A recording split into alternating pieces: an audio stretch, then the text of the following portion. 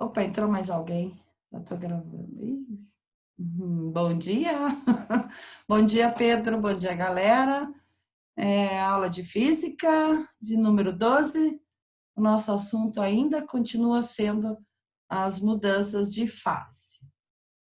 Hoje a gente vai ver a parte mais relativa à umidade do ar. Então, a umidade atmosférica, né? A quantidade de água que se encontra na atmosfera. Então, é por definição a quantidade de água presente no ar em forma de vapor. Ou seja, além dos vários gases que compõem a atmosfera, né, como o gás carbônico, oxigênio, nitrogênio, que tem 78%, é possível encontrar também a água em sua forma gasosa no ambiente em que vivemos. Essa substância é fundamental para regular a dinâmica climática e também nos auxiliar em diversos processos biológicos. O ponto de saturação do ar é a quantidade máxima de vapor de água que o ar pode conter a uma determinada temperatura. Como o ar quente pode conter mais vapor de água sem saturar que o ar frio, o ponto de saturação varia diretamente com a temperatura do ar. Então, quanto mais quente, mais vapor de água, mais úmido é o ar. E a umidade relativa do ar é a quantidade de água presente no ar em relação ao seu ponto de saturação. Assim, quando dizemos que a umidade relativa do ar é 60%, significa que o ar está com 60% da sua capacidade máxima de água. Aqui, repetindo de novo, um resuminho. A umidade atmosférica é a quantidade de vapor de água existente numa determinada porção da atmosfera. A umidade atmosférica depende de vários fatores, tais como temperatura, a superfície, a altitude e os ventos. A umidade absoluta é a quantidade absoluta de vapor de água existente numa certa porção da atmosfera. O ponto de saturação, né, que é a quantidade máxima de vapor de água em uma determinada porção da atmosfera pode conter. E a umidade relativa é a relação entre a umidade absoluta e o ponto de saturação, que aí vai ser expresso em porcentagem. Aqui está meio fora de foco, mas o ponto de saturação do ar quente a 40 graus. A gente vai encontrar 51 gramas de água por metro cúbico. Então, 51 gramas por metro cúbico. E quando a temperatura está a 0 graus, por exemplo, um ar bastante frio, o ponto de saturação vai ser 5 gramas de água por metro cúbico, quer dizer, a umidade bem menor. Então, a umidade, quando a umidade atinge 100%, significa que atingiu seu estado máximo, chamado ponto de condensação. Aliás, ponto de saturação, né? Aí pode haver a condensação. A partir daí vai haver a precipitação em forma de chuva, em forma de granizo ou neve. A temperatura pode provocar mudanças na umidade relativa. Quando está quente, a atmosfera aumenta a sua capacidade de reter calor. E quando está frio, ocorre o contrário. Então, aqui a gente tem uma equação, que é para calcular a umidade relativa. É uma maneira de medir a secura do ar. A equação para fazer esse cálculo é a quantidade máxima de vapor que o ar suportaria e a quantidade real de vapor que o ar possui, multiplicado por 100. Aí a gente vai ter um valor em porcentagem. O ponto de orvalho designa a temperatura na qual o vapor de água presente no ar ambiente passa ao estado líquido na forma de pequenas gotas por via da condensação, o chamado orvalho. Condensação, lembrando que a passagem, né, do vapor para o líquido. Em outras palavras, é a temperatura na qual o vapor de água, que está em suspensão no ar, começa a se condensar. Então, a gente percebe, né, nos vegetais, de manhã geralmente está, como o ar está mais frio, também ele vai formando essas gotinhas. Então, o vapor de água que se condensou, o vapor de água que estava próximo aqui, encontrou uma superfície mais fria e se condensou. O higrômetro, que é um instrumento que serve para medir a umidade presente nos gases, mais especificamente na atmosfera. É utilizado principalmente em estudos do clima, mas também em locais fechados, onde a presença de umidade excessiva ou abaixo do normal poderia causar danos. Por exemplo, em peças de museus, documentos de bibliotecas e elementos de laboratório. Então, aqui a gente tem, né, alguns tipos de higrômetros. Normalmente, eles também colocam termômetro. Esse da esquerda aqui, a parte de cima é a temperatura, né? E a parte de baixo mede, então, a umidade do ar. E aí tem os digitais também, esse aqui mostrando 62% de umidade, temperatura de 24,5. Então, são vários os tipos de higrômetro. Aqui em relação ao corpo humano, né? Como a gente reage a esse calor excessivo ou a essa umidade excessiva do ar. Então, somos muito sensíveis à umidade, já que a pele precisa do ar para se livrar da umidade que nossos corpos produzem. O processo de transpiração do corpo é uma forma de mantê-lo frio e permanecer com a temperatura atual. Vocês podem perceber, né, quando vocês fazem exercício, quando vocês praticam, treinam, quando transpiram, essa transpiração é para manter o corpo com a temperatura de torno de 36 graus, né? Porque a água tem um calor específico bastante alto, então a água elimina o calor. E se o ar tiver umidade relativa de 100%, esse suor não irá evaporar do ar, o que faz com que o clima pareça estar muito mais quente do que a temperatura indicada nos termômetros.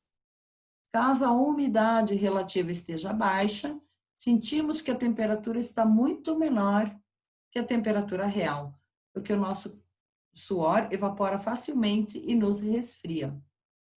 Por exemplo, se a temperatura do ar estiver 24 graus e a umidade relativa estiver em zero, a temperatura do ar parecerá estar a 21, que é o que eles chamam de sensação térmica, né? Para os nossos corpos. No entanto, se a temperatura do ar for de 24 graus e a umidade relativa for de 100%, vamos achar que a temperatura é de 27. As pessoas costumam se sentir mais confortáveis quando a umidade relativa está por volta de 45%. 45 até 60%, né? Equipamentos como umidificadores e desumidificadores ajudam a manter a umidade de locais fechados em um nível confortável. Então, aqui a gente tem, né, os níveis de umidade. 30 graus, a porcentagem de 30 é um ar muito seco, quer dizer, tem pouca umidade, né? Em torno de 60 é um nível ideal, né? Até para as queimadas, né? Quando está muito seco, pode ocorrer com maior facilidade uma queimada. E 80% muito úmido, 100% então bastante, né? A roupa nem seca. Bom, qual a diferença entre um vapor e um gás? O vapor é um estado no qual a substância pode facilmente se liquefazer, ou seja, voltar para o estado líquido, apenas se aumentarmos a pressão do sistema ou se abaixarmos a temperatura, separadamente. Já no gás vai ser simultaneamente. Então, para passar do vapor para o líquido, apenas aumentar a pressão ou diminuir a temperatura. Exemplos são as gotículas que se formam ao redor de um copo ou de uma garrafa com líquido gelado. Essas gotículas eram vapor de água presente no ar, ao redor do copo, ao redor da garrafa, né? Que condensou ao entrar em contato com o corpo, com o copo ou com a garrafa que estavam em uma temperatura menor. Aí o ar recebeu essa temperatura mais fria e se condensou. Isso significa que o vapor está em equilíbrio com o líquido ou com o sólido correspondente. Já os gases estão em um estado fluido e para mudá-los de estado é necessário usar esses dois processos simultaneamente: o aumento da pressão e a diminuição da temperatura. Com isso, podemos dizer que todo vapor é um gás, mas nem todo gás é um vapor. A temperatura crítica, um passo importante para diferenciar um gás de um vapor é saber a sua temperatura crítica. E a temperatura crítica é a temperatura acima da qual a substância só pode existir na forma de gás, pois é impossível mudar seu estado gasoso para o líquido apenas com o aumento da pressão. Então, o vapor é quando a temperatura está abaixo da temperatura crítica. E o gás, a temperatura está acima da temperatura crítica.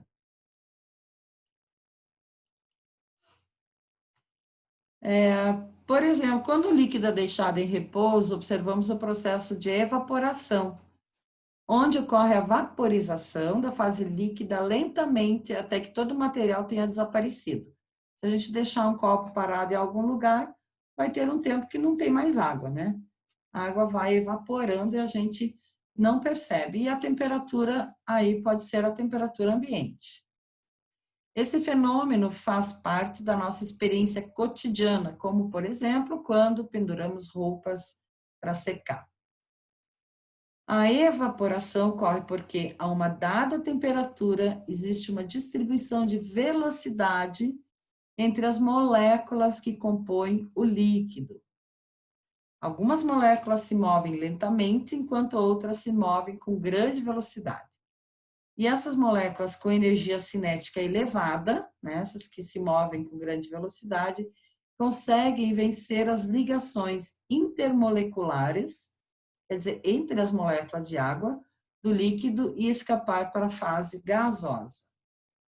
O processo causa a perda das moléculas com alta energia cinética, resfriando o líquido.